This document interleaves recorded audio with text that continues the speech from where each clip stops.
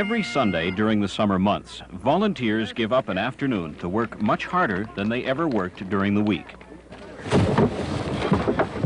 They're the men who bring alive a piece of Canadian history by giving visitors to Fort Edmonton Park the opportunity to see a York boat in action.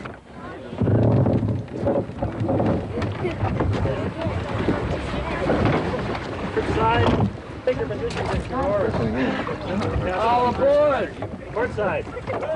Ready. Follow your stroke, man. Together. Go! Go! In. Go. Go. In.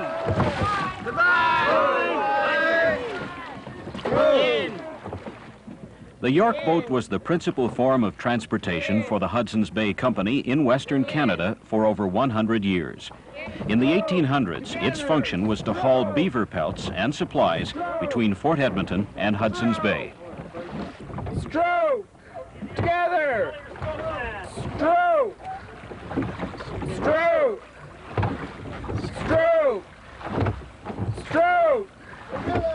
Stroke! Stroke! Stroke! Stroke! Stroke!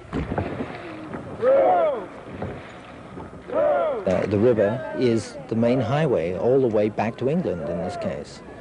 The only reason that the Hudson's Bay Company was here was make money out of furs, and out of the beaver fur at that, to make beaver hats in England and Europe.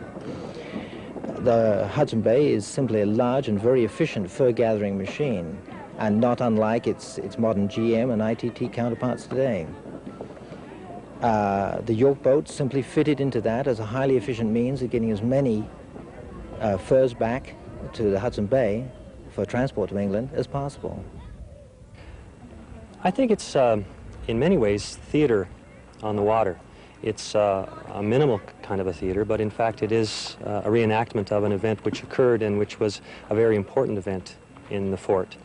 And I think that people may get that sense of history by seeing these things actually happen with real people rather than wandering around and seeing buildings that are recreations of former structures. Easy all oars. Stroke man at your leisure. York boats were never built to last.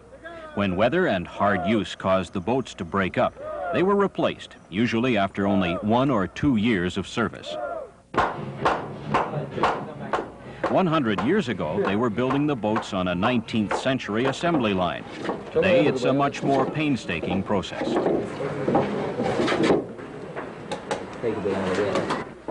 We have to guess at the basic size and keep going and work up our own templates. From there, cut our plank and hope that it's going to fit. I have 2 sets of drawings which conflict, and all of it conflicts with the present frame that's there, and that in turn conflicts with the boats that are down by the river. So it's a lot of guesswork.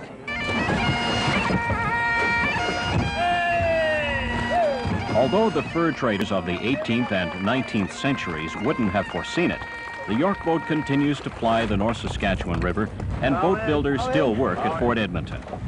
And beginning next spring, one more in a 2-century-long assembly line of York boats will be launched from the fort. Arthur Simmons, CFRN Eyewitness News.